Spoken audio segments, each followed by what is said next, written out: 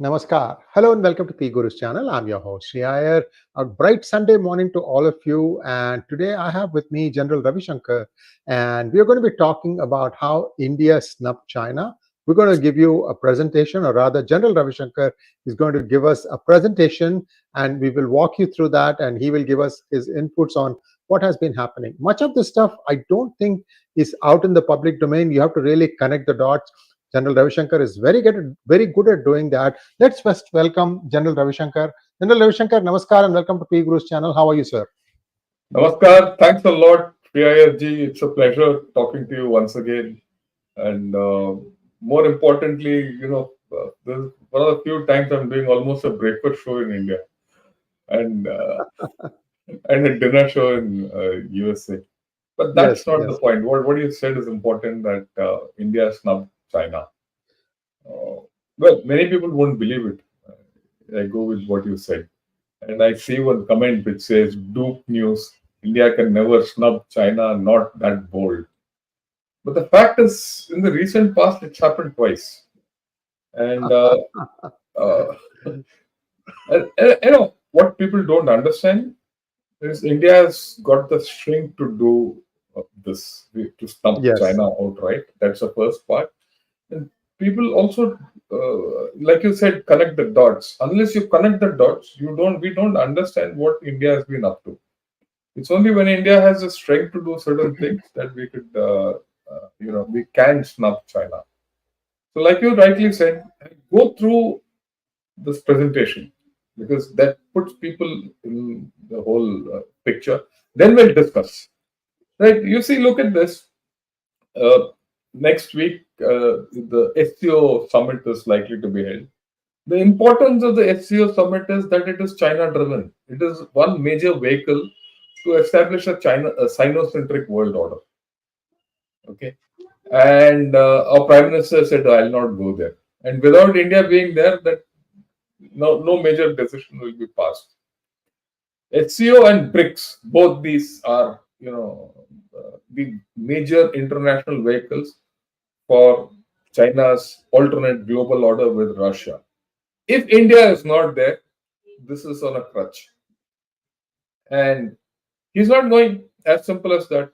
And why is he not going? Because Xi Jinping didn't come to India. Okay. Now, does the whole thing stop there? It doesn't. But he's gone to G7. He's met all the world leaders, and happily, and they invited him. And there was a lot of happiness and joy in meeting the Indian Prime Minister, the G7. Okay. So you see at the top level, Xi Jinping doesn't come to the G20. Our Prime Minister is not going to the SCO, very clear. And our Prime Minister goes to G7, everyone welcomes him. And we have to take your mind back to the previous SCO, where China wanted to put certain Sino-centric verbiage in the declaration, and India said, no, we can't do it. They'll put something out, but without India's presence, and the foreign minister will say, sorry, we'll not agree to it. So there's a game which is going on, but that's also not too important. Why are we doing this? Why have we got the capability to do this is the more important thing, right? Look at it. Is it only this we are doing? This is Financial Times last week. It says thousands of Chinese tech workers failed to get Indian visa. We're not giving them visas. We're not letting the Chinese enter our system. You look overall, India has put in some of the strictest curbs on Chinese businesses since the pandemic and the border clashes. All FDI by companies from countries which share a common border with us, we've not allowed them to invest. Why? To curb opportunistic takeovers of our, valued industry, or rather the high flyers of our industry. Now, electric vehicle maker BYD, he wanted to put up a factory in India. We've said sorry. Okay, Apple supplier, a main supplier, Lakshya, who's based in mainland China, right, wanted to come and expand in India because Apple is expanding in India. Apple is now shifting slowly everything to India, but we're not allowed them to come in. So almost, I mean, why am I saying all this?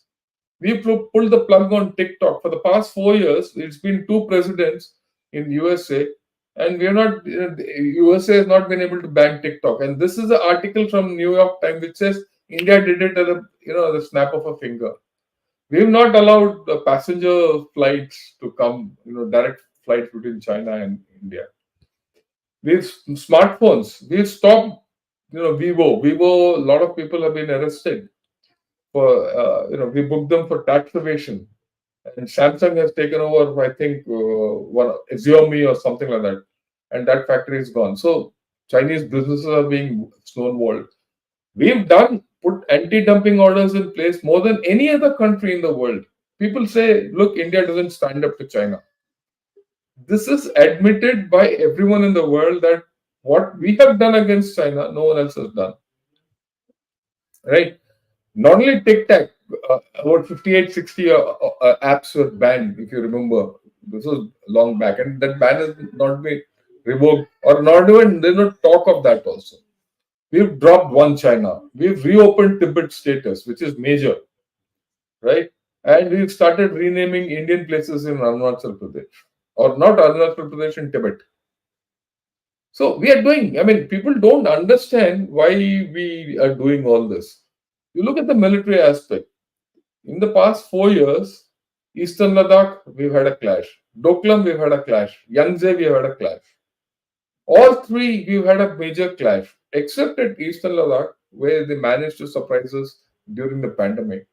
At Doklam, we said, thank you, get lost. Yangtze, we gave them a good beating.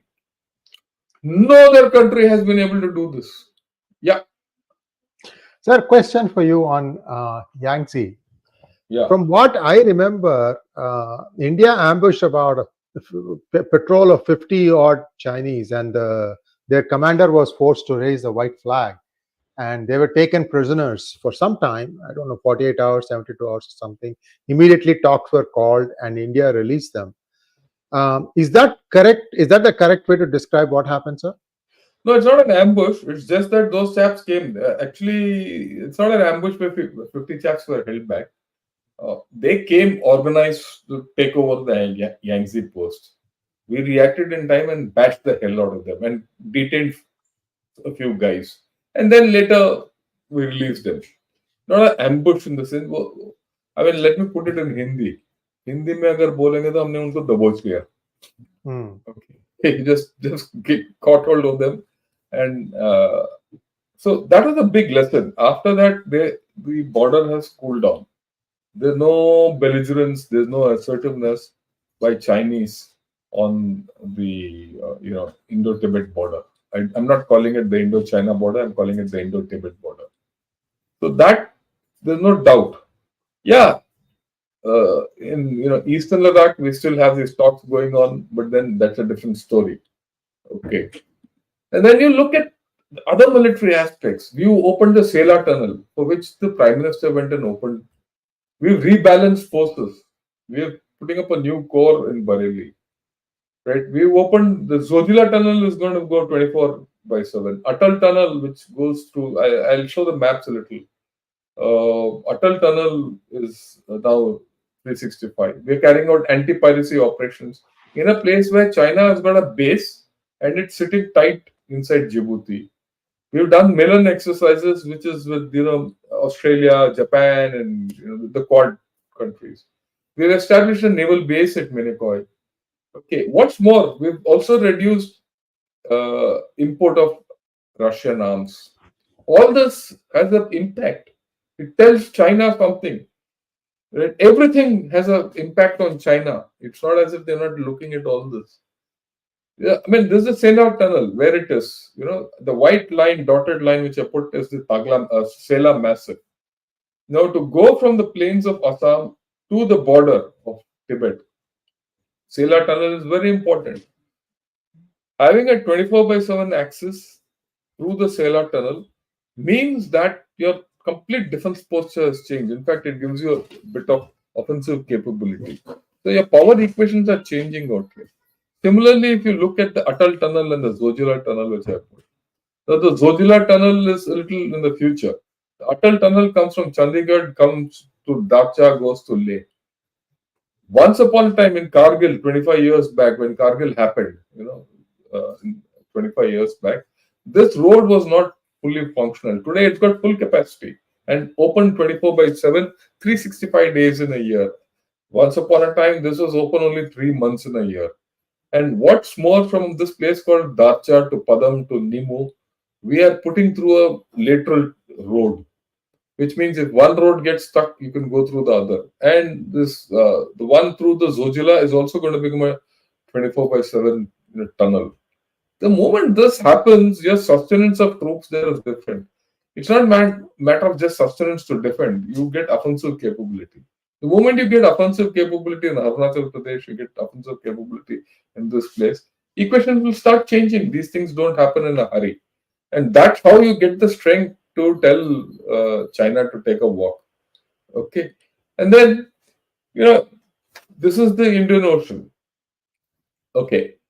You look at Lakshadweep, below that there's one blank thing, that's Minikoi. The wording has gone out, that's Minikoi, where there's a red dot, where we put up a new naval base. Below that is Maldives, where China is trying to put its foothold. Below that is Digo Garcia. You have Andaman Nicobar Islands, and you have a base at Agaliga, which is where we've built and operating a base. And we also, the Dukum is a port in Oman. Now you look at the entirety.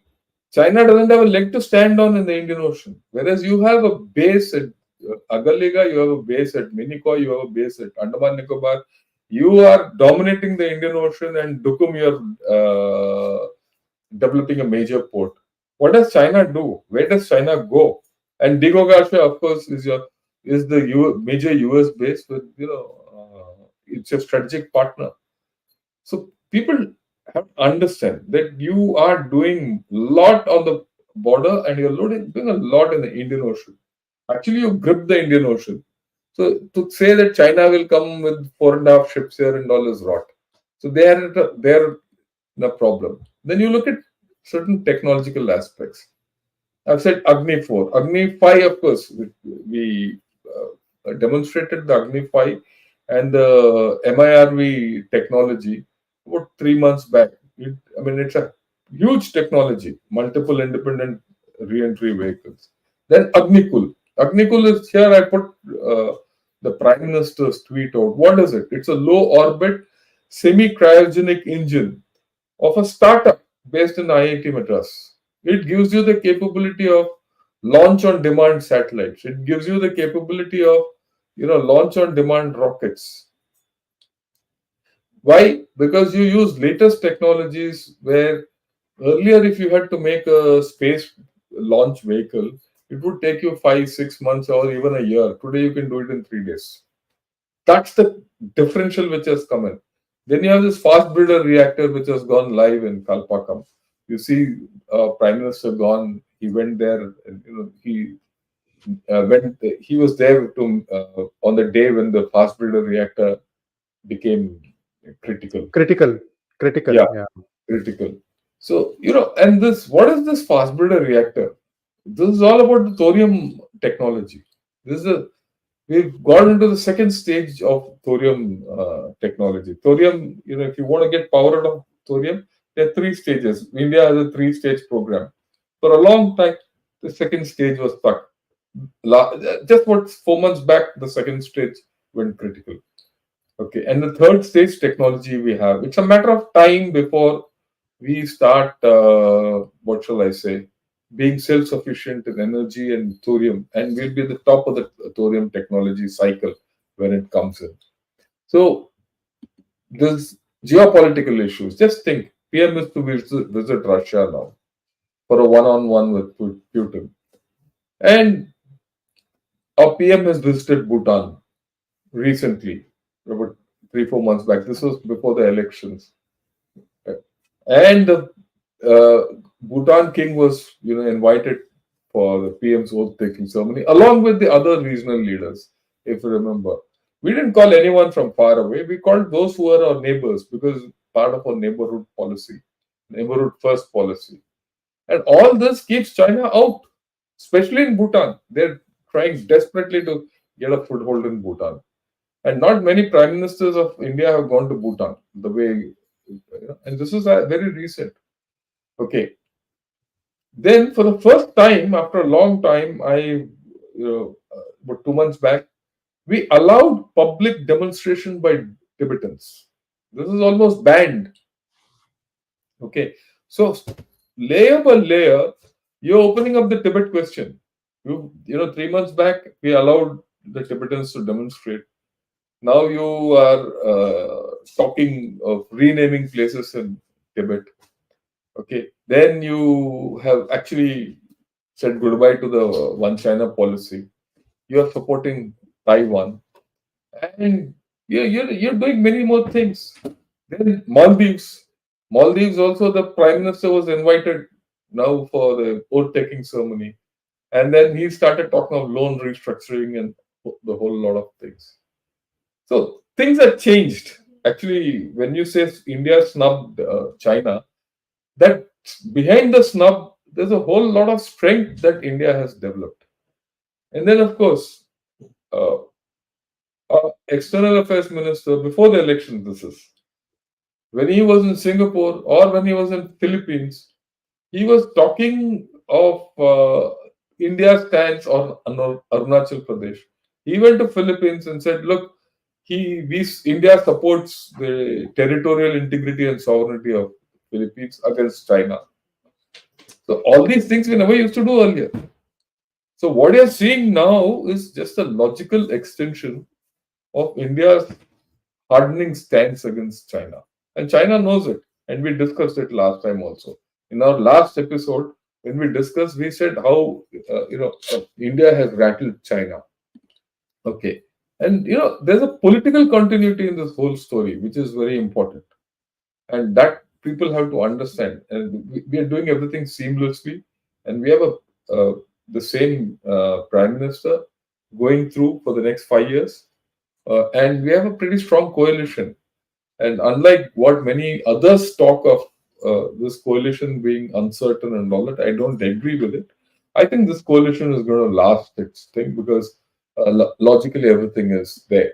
So overall, if you see, yeah, I think we can take the slides off. Unless you want to talk anything on the slides, then we can. Then Yeah, just one thing, General Ravishankar. The reason some of the text fell off of the box is because StreamYard doesn't do a good job of rendering PowerPoint yeah, files. So what next time we will do is put the PDF equivalent of the PowerPoint. yeah, we'll do that. Then it stays that way. That was the reason. So I don't want you to spend time going and fixing your PowerPoint. Nothing No, wrong no, with that's okay. PowerPoint. Yeah, that's okay.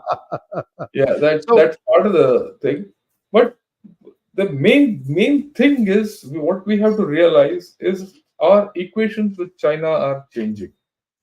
Our equations with China are changing for two good reasons. One is India's rise is unstoppable. I mean, if you remember, we did a program on this, why India's rise is unstoppable, right? We did it, I think, about 6 months back or 7 months back. yeah. Right? India can't be stopped. The second thing is what people don't understand, and which is that the China itself is declining. It's declining for many reasons. Many people won't come out with it and say, look, China is declining. Why? The West has interests in China. Their money is stuck in China. If suppose tomorrow you actually declare that the GDP of China or the economy of China is contracting, much of the shares which these people hold of the Chinese stocks will collapse. So they don't want to say that. Okay. But my view, it's going back. And in fact, tomorrow, I mean, yeah, tomorrow US time and today evening, I'm going to do a thing, just over the past 24 hours, uh, quite a few interesting articles I've picked up from the Chinese media, just about 24, 48 hours news. Very diverse. But I'm going to discuss them. When you look at it, you see that there's a muddled picture coming out of China. And I've titled it The Great Jigsaw Muddle, not a jigsaw puzzle, it's a jigsaw muddle. Right? So China is declining. And China can't get away with everything. For many reasons, China has been able to get away with many things by making brash statements and wolf warriorism and all that nonsense in the past, and it continues to do so a lot against the USA. But I think they have started realizing that they can't do the same with us. Whatever they do, we're going to give it back to them, absolutely in a mirror form. So I thought I'd put these points of view across, so we could discuss. You could have questions, we can discuss, and then we could probably go to the audience. Yeah, General Ravi Shankar, one of the things that we have promised each other and we will do, and we have not done it yet, is the ongoing Agniveer proposal. Some of the stuff that you had proposed that has been listened to, and I give you credit. And in fact, I also take credit because we were one of the Yeah, first ones on Pigurus to say that this is how it should be tweaked. For example, now the number is 7 years and 50%, but I think we asked for 75%. Again, that 50 could easily become 75. Looks like that's where it is headed. So I think, sir, it's a feather in your cap. You took this stand when nobody else was saying anything about this, yeah. and I got trolled yeah, badly for it. I got so trolled that is the badly. thing. Yeah, Yeah, and that's okay. That's part of the game. In fact, I was getting trolled badly. I must tell you something about this. Whether it's 50% or 7 years, the change, we don't know. Let the government come, let the new chief come. He'll take a call, and something will come out. The good part is that they took heed ultimately, and they're changing.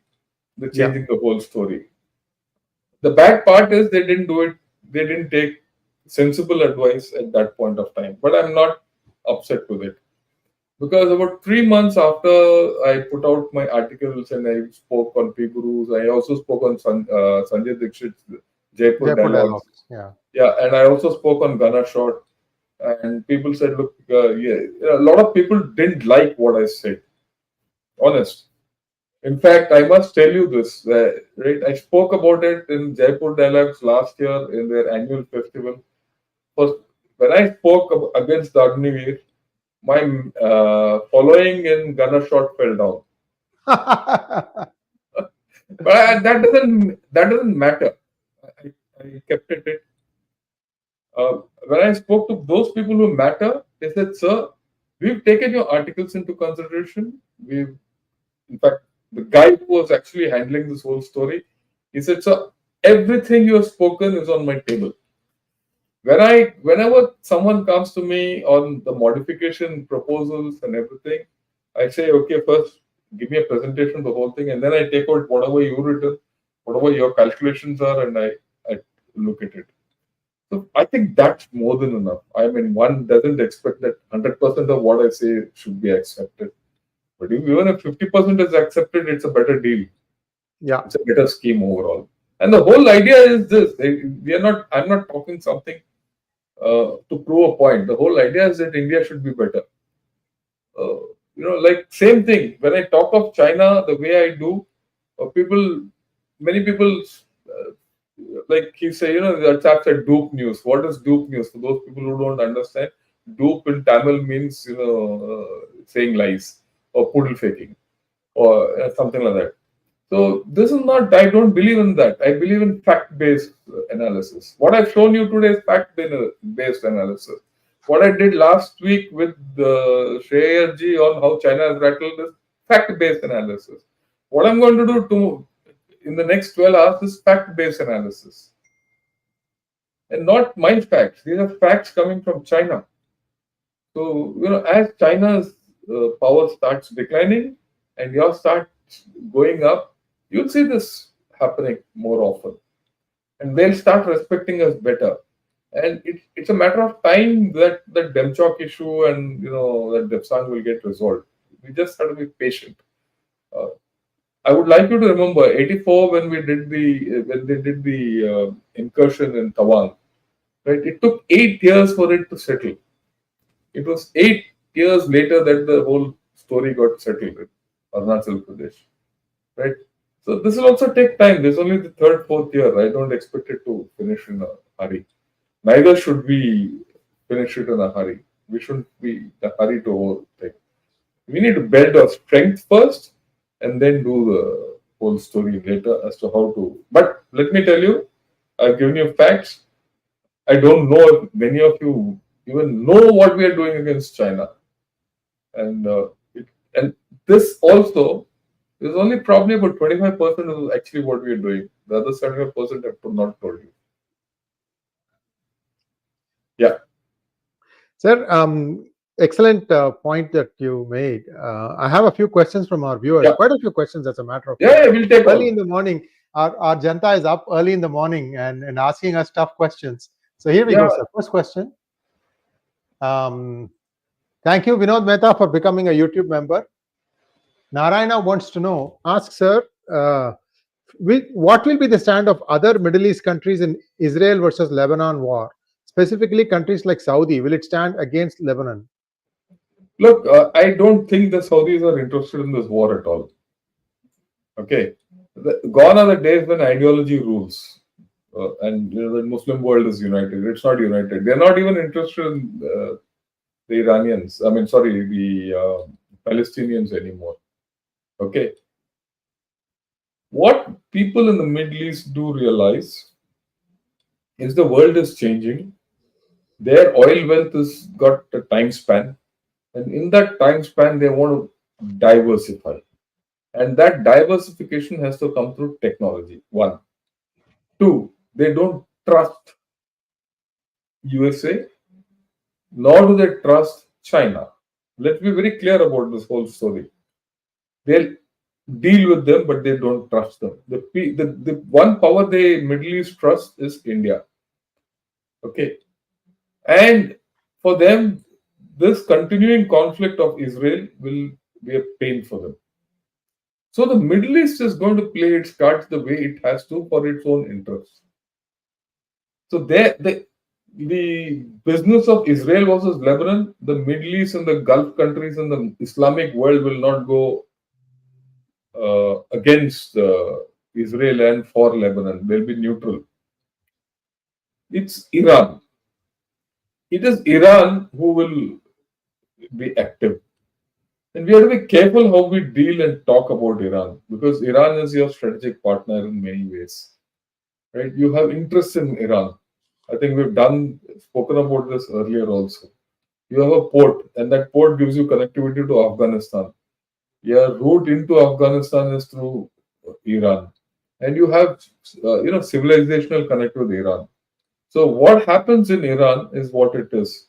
Our aim as India should be to impress upon Iran to control Lebanon and Hezbollah. And that's what it is. In any case, Iran itself is going through its elections. Their first round is over. They have to have a runoff election. Let's see where it goes. At this point of time, is there a war between Lebanon and Israel? Not as it. Again, it's not going to be so easy. Lebanon also won't jump into a war. It's not Lebanon, it is Hezbollah. Okay, it is Hezbollah will not jump into a war unless it knows Iran will support it completely. If tomorrow in the elections in Iran, the new president is the reformer, I'm forgetting his name, who comes in, who's got a good chance of coming in.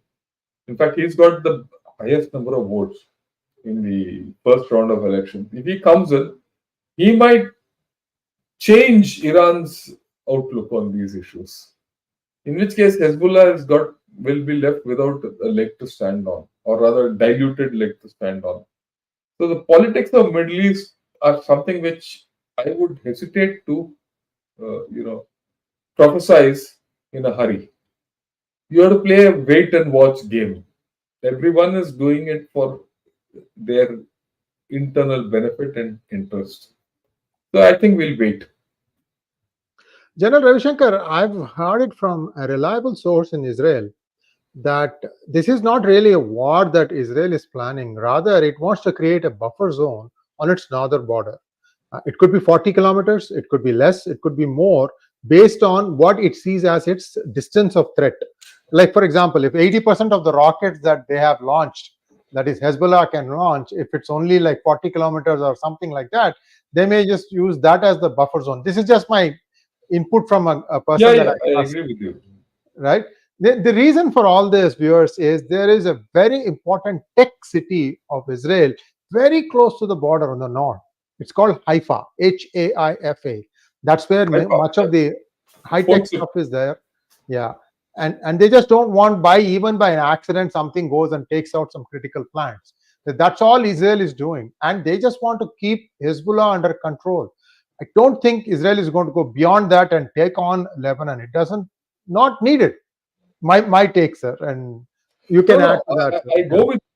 I mean, Israel is very cognizant of the fact that it can't, go out for an all-out war against Hezbollah and Hamas together, and the Hamas situation is still fluid. Hezbollah is heating up. They like to first sort out Hamas and then deal with Lebanon and Hezbollah. Hezbollah also, like I told you, the Iran situation. I don't think things will, swing around so fast. So let's just wait, and then we'll take a call on this whole story. Manoj wants to know the Ukrainian war is coming to an end sooner or later. How does it affect the exports of our defense after war is completed? Yeah, first and foremost, who told you that the Ukrainian war is going to come finish so fast? I mean, for those of you who don't know, Manoj Somaji, I must tell you, the Ukrainian war didn't start 2 years back. It started in 2014. Okay. Crimea annexation. Yeah. Yeah, it started with that, and it also started with the Russian-backed forces, rebels taking over Luhansk and Donetsk.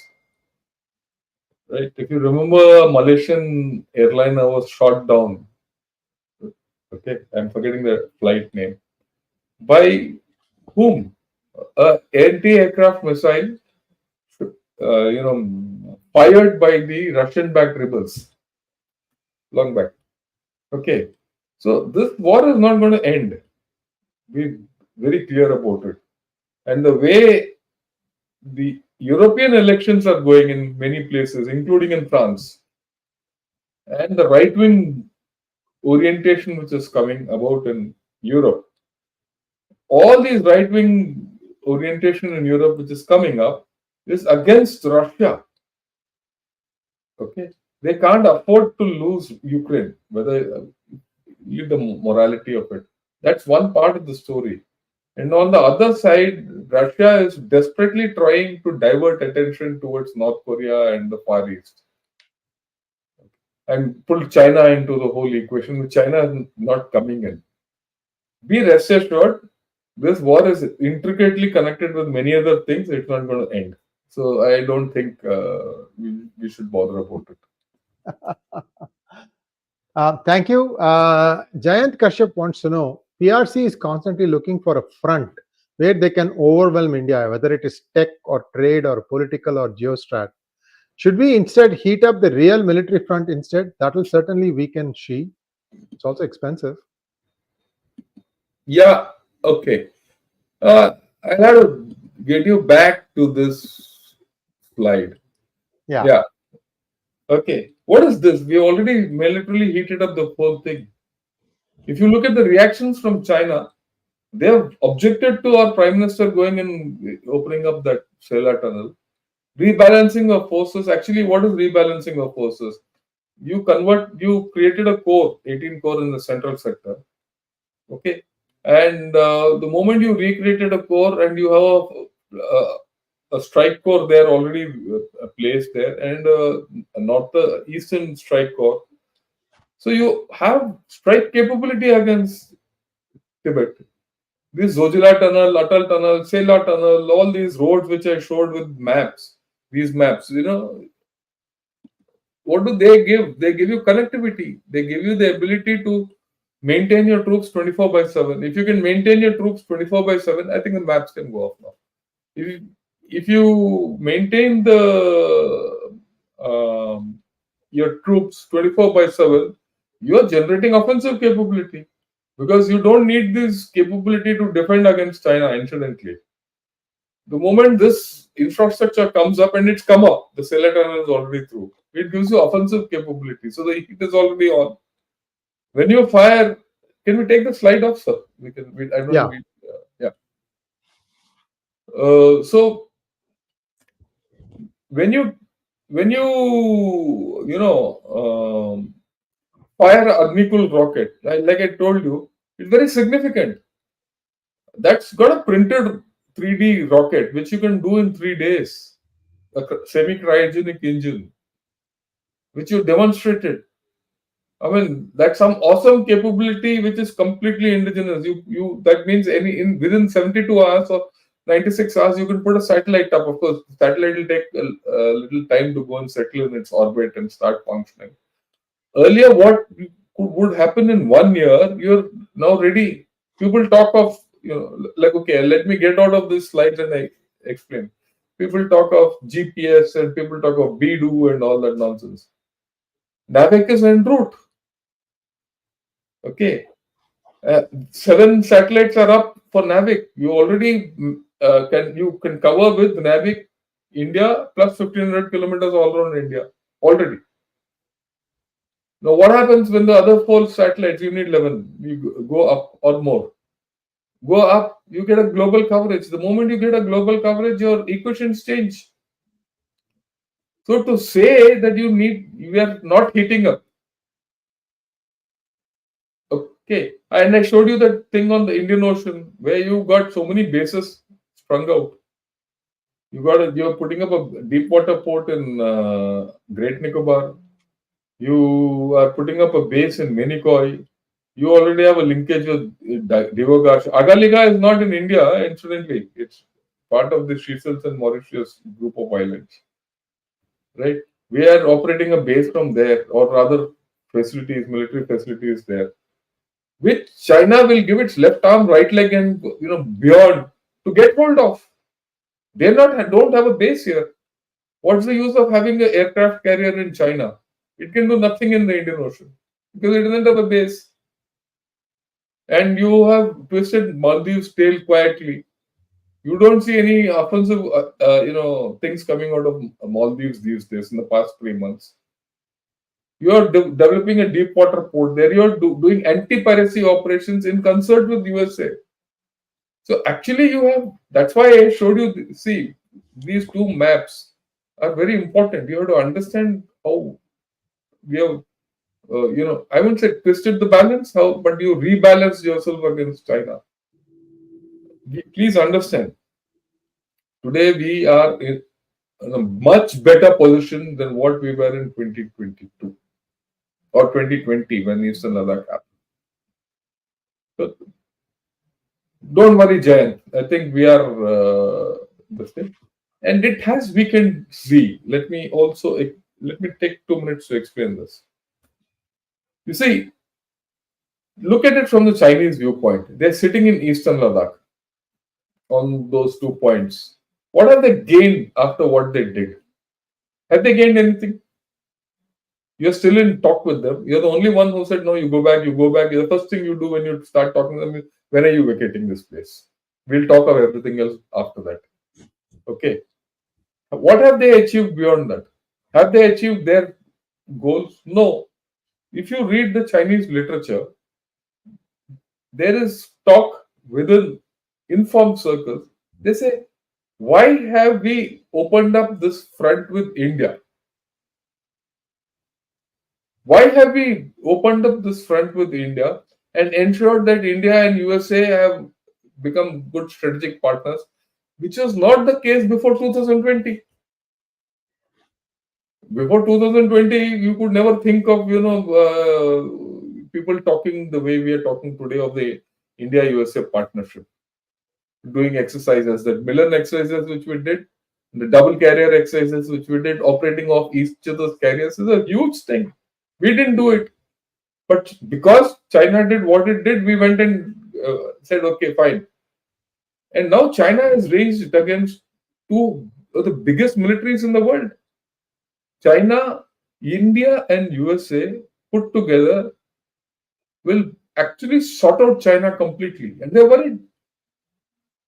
So it's actually, we have started weakening them. That's why you don't see, like I started this program, I said, you see a lot of belligerent statements coming out of China against USA, against Europe, and everyone. But that same belligerency is not coming against India of late. You have to read between the lines, and then you'll understand where India's strength is. Don't go by mere things. China has got a GDP of $17 trillion and you have only $4 trillion. That is old story. Just forget about it. Yeah. Chaitanya Takle wants to know, General Sir, should India start diplomatic relations with Taiwan formally? Look, there's time for it. Because this is part of the escalation. Uh, Again, 3 years back, 4 years back, we didn't have the kind of relations we had today. In the past 2 years, from 2020 to 2020 to 24, 4 years. Sorry. Uh, what has happened in India and Taiwan relations? Earlier, they had, Taiwan has something called a cultural center in India. They don't have a consulate. Okay. Earlier, there was only one at Delhi. 2 years back, they opened one at Taiwan. In fact, I keep talking to them. They keep calling me for their functions, and I keep meeting them in uh, strategic events in Chennai. Uh, then about last year, they opened one in Bombay, Taiwan Center in Bombay. So our business with Taiwan is increasing. Our diplomatic footprint with Taiwan is increasing. In fact, if you come tomorrow morning and see the talk, or today evening, depending on where you are, Chaitanya, 8 o'clock 8 o'clock, 8 p.m. IST and 7:30 a.m. US time, Pacific time. I'm going to talk about this also. We have now a program with Taiwan where our workers are going and working in Taiwan. Of course, China is spreading its rumors, and one of the things which I'm going to talk of tomorrow is this. So we've already upped our relations with Taiwan. All these things need to be done incrementally. If you do this in a hurry, you'll repent at leisure. So you do this at leisure so that China repents in a hurry. That's the point which I want to make. So we are okay. Be patient. The time will come when this will also happen, but this is not at the time. Uppili Sridharan wants to know, as you have observed, Xi Jinping has been avoiding attending summits and rapidly losing rapport with heads of states. At what point does the second-hand information he receives become unreliable? We don't know because the Chinese system is pretty vague, and what you said is pretty right. He's not lost contact with many heads of state. Today, even there's a problem with North Korea and with Pakistan also. Pakistan and North Korea were its two major allies. Those people are also now being poached. North Korea is being poached by Russia, and Pakistan is being poached by USA. So they are also not completely reliable. So actually, if you see, China has become isolated geostrategically. It might have links, business links. It might be trying to sell its EVs. It might be trying to do a lot of things. Belt and Road is still there. But where it matters, I think China has not been able to make headway. But the thing is, Xi Jinping, like Mao, has got absolute control over the party now. The way he's carrying out purges, the moment anyone speaks against, he's taken off and not seen again.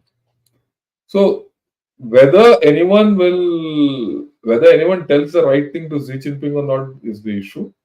The issue is that whether anyone has the guts to stand up to Xi Jinping internally. So we don't know where it is going. The way I look at it, China is going to slowly and steadily head into uncertain times in a couple of years. It'll take a couple of years. Nothing happens fast in China. ZZ Grey Hat wants to know, sir, can you talk about Depsang? There's nothing much to talk about Depsang. First and foremost, I'd like to dispel the notion that everyone feels that we've lost territory in Depsang. No, we have not lost territory. In 2020, there's a choke point in Depsang. Okay, understand this. That choke point sale is a mid. Notionally, it's a point where everyone has to cross. It's a defile. So when they came, we stopped them at this choke point. Okay.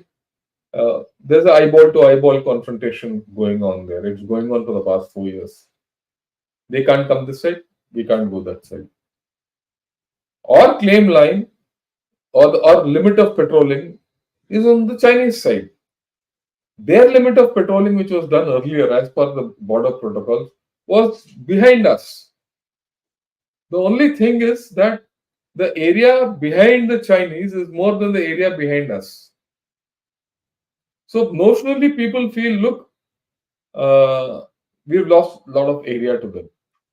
Area to area, their access to their claimed area on our side is lesser than what our claim access to our claimed area on the other side. There's no doubt about it. But at some point of time, this will get resolved because it will start biting them. Like I've told you, you have to be patient with China. So you've not lost the area; it's still under discussion. You're not packed up from there. The complete lot of everyone is there. There's no disengagement going on. So this is a work in progress, and this work in progress, the way I look at it, it might take another 5-6 years also. So be it. You have to be patient with China. Thank you, Geeta Ahuja ji, for your super sticker. Brian Anderson wants to know, you previously analyzed Taiwan invasion as not possible by the PLA. If she gets in trouble, will he make a move on India or Philippines to save face? CCP politics is very high stakes. I agree, Brian. Thanks for this question. He can't. The reality today is that he can't go to Taiwan. He can't come against India also. Philippines is a stretch. He's trying to avoid whatever is happening in Philippines. He's trying to avoid a war. Okay. And in whatever has happened in the past 6 months in the Philippines Sea, I don't call it the South China Sea, the Philippines Sea, in Ayungin and Second Thomas Shoal, that is Ayungin, and Scarborough Shoal and Sabina Shoal. The face-offs between Philippine Navy and the Chinese Coast Guard and all that. Prima facie, it appears that the Chinese have a heavier hand. But actually, the Chinese are on a back foot. Again, get back at 8 p.m. IST. I'm going to discuss this also. Very interesting things are coming out of China. You read what's in China. That's why I called it the Great Chinese Jigsaw Muddle. That's what I'm going to discuss in 12 hours from now. Right? Very interesting things. And I will talk of it. So, at the same time, I don't think China is in a shape to go to war. They're backing off. We leave it at that. Thank you so much, General Ravi Shankar. And viewers, please like, share, and subscribe to our channel. Don't forget to click on the bell button for notifications. We'll be back again very shortly. I'm trying to see if I can get General on a regular basis on Fridays. We will do that, and some mix-ups on my part. I apologize for that. No. We'll be there's no apology. Today, 2 days late. We are 2 days late, right? We are 2 days late. It was supposed to have been Friday. And some days I have some engagements, viewers, and that takes my time away. So I have to do some jigsaw puzzle thing, not muddle. Sometimes it does end up being a muddle. So thank you so much, General. We'll see you on Friday. Namaskar. Oh, thanks a lot. Thank you. Thanks a lot.